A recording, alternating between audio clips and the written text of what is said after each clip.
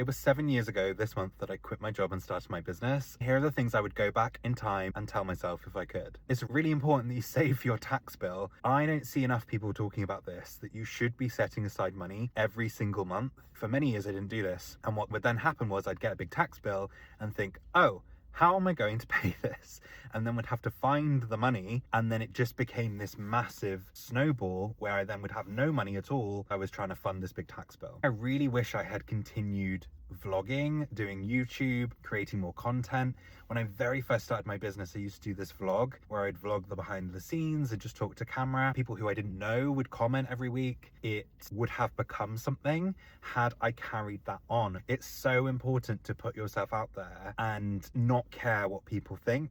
People are going to judge you anyway, so you might as well put yourself out there or do the things that you want to do. I would also go back and tell myself to stop changing your business name. I changed my business name I think honestly 5 or 6 different times. I would go round in circles with focusing on details that didn't really matter, redesigning my website a million different times, rebranding a million different times, things that actually just did not matter. But the stuff that actually did matter was networking, having conversations, meeting new people, posting content, advertising my business, marketing my business. My name of my business was fine in the first iteration than it was on the 6th iteration. And lastly, I think just believe in myself more.